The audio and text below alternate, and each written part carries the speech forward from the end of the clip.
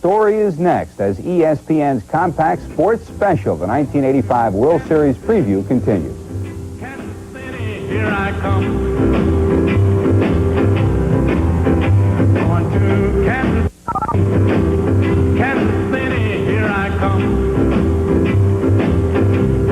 Bulls won the American League West and then lost 3-0 to the Detroit Tigers in the American League playoffs. There were a number of Royals who consider themselves just lucky to be in the playoffs after what had been a subpar season for some of them. 1985 was a different story, though. The Royals were proud of their championship in the West. They thought they belonged in the playoffs and were heading to the World Series. So needless to say, when they fell down 2-0 in the championship series of the American League against the Toronto Blue Jays, they thought, here we go again, more trouble from history's standpoint in the playoffs. But they came back from a 2-0 deficit and then from a 3-1 deficit to become only the 5th team in 7-game playoff history to win a championship after being down 3-1. It didn't look like it was going to happen, though, when this series started north of the border. Baseball may be an American game, but when the American League Championship Series went north of the border, it was greeted by great expectations and excitement by Blue Jays fans who spent the 1985 season yelling, "All the way, Blue Jays." They're great! We got a good ball club, number one! We got to win our game! I cannot be back! The 1985 Championship Series marked the first under a new best-of-7 format instead of best-of-5. Both Bobby Cox and Dick Hauser expressed agreement with the change. To me, you play 28 exhibition games, spring training games, 162 regular season games, and get down to 4 out of 7 is short enough, but 3 out of 5 is really not a true test. I think 4 out of 7 is a much better test of good ball clubs. You like the 4 out of 7 idea, Bobby? Well, Dick has been in these things a lot more than I have. This is my second one. First one I was in 77 as a coach and now as a manager, but certainly if you're talking about the first ball game would be so important in a 5-game series. You know, you lose 3 and you're gone, so it takes away from the importance of the first ball game, actually. I know Dick would like to win the first one, and we certainly would too, but yet it's not going to be the end of you if you don't win it. But in a 5-game series, that first ball game would become very important.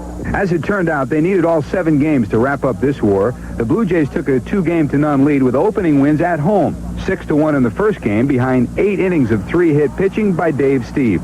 I was just looking forward to 3, 4, 5 runs, and I felt that that is all it would take.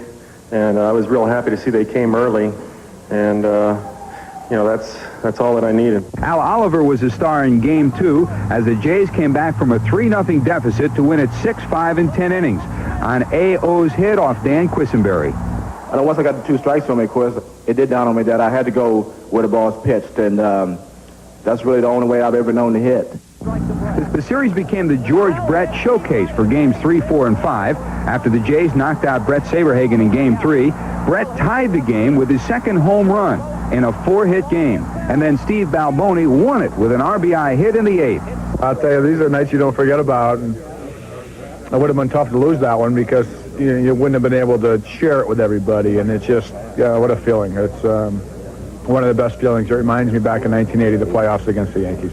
It was going to be tough to surpass. It's a great night, and it's going to take a big burden off a lot of us because the last few days, all we've heard about was, hey, how come you guys have lost 10 straight playoff games? Or you guys, you know, what's the problem? And now we can say, hey, we've won 1 in a row, and hopefully we'll be able to win 3 more in a row and start fresh with the World Series against the Dodgers or the Cardinals. That would be the ultimate. The thing that really, I don't want to say tickled me, excited me the most was his defensive play. You talk about a guy getting cranked up in kind of a quiet way. George Brett showed tonight why he's a Hall of Famer. Nobody does it any better than George. Nobody's ever done it any better than George Brett. The club split the next 2 games in Kansas City with Oliver's 9th-inning double beating Kansas City in game number 4, 3-1. And Danny Jackson's complete game shutout keeping the Royals alive with a 2-0 win in game 5. This is really pleasing, you know, especially at this time, you know, in the playoffs, and we needed to win. And I was just pumped up to go out and try to do my best. Back to Toronto they went, and the Royals staved off elimination again in game number 6. This time, Mark Gubiza, Bud Black, and Dan Quisenberry did the job on the mound, while Brett hit still another home run, and Buddy Biancalana added a big RBI for a 5-3 win, and they were on to a 7th game. People have said that we're not a real good team, and Whether we are or not, that's really maybe not the question, but that we play well when our backs are against the wall. And we said that going into the series, and so now other people get to see it besides Kansas City people.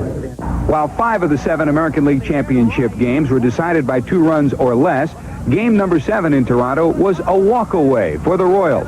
They won it 6-2, and they were American League champions again. We just never seem to do anything right until we get our backs to the wall, and here it is. We came back, we beat one of the best pitchers in the league, Steve, and it's just really gratifying right now. 1980 was big. We beat the Yankees 3 straight to win the pennant for the first time, but being down 3-1 and coming back shows a lot of character for the ball club. Cardinals are next. Go! Go! Hey, Willie, how about this guy, the MVP? How about him? My MVP all the way. This guy had a great season. He carried us all the way here the last couple weeks. George Brett, my man. People say, well, you get a couple down, you can't do it, and you have to have the players. Whatever Dick Hauser thinks is not good enough. You've got to have the players that say, hey, look, you try to remind, this is like a regular season. We got to win 4 in a row. Now you got to win 3. Now we got to go on the road and win 2 ball games. The first 2 out of 3, not 2 out of 3 totally, but and now we get down to 1 game. 1 game with a 20-game winner. He goes out, but Lee Brandt's ready, and you can finish with Quiz. It worked out perfectly. After being 0-11 in postseason play, all of a sudden Dick Hauser is on a 4 of the last 5 win streak, and you know, a very fine manager, and he is now shaking the stigma that followed him for a couple of years of not being able to win in postseason play. Fellow who's no stranger to postseason play because he was there with the Cardinals in 1982. In fact, hit over 500 as a designated hitter and pinch hitter. Dane Orge is now with the Kansas City Royals. He knows that Whitey Herzog makes the St. Louis Cardinals tick. Whitey's a great manager, and they have a lot of talent in St. Louis, and we're going to have to play our best. We're going to beat them. What makes him a good club? Well, I think Whitey to begin with because he's a great manager. They play solid defense. They don't strike out much, and now that they've added Jack Clark, they have a home run threat. And Andy Van Slyke's added some power too, and I don't know, they're just good ball players all around. What they've done over there is not unlike what we did. They're a different ball club than they were in '82, and they're still winning. Give them some credit. And I know they just kind of shadow boxed for the first 30 games or so this year. When they got hot, they were the best club in the National League. They won 100 ball games. I saw the way they came back and won today. They're a good ball club. It'll be a good series. Well, they're a running team.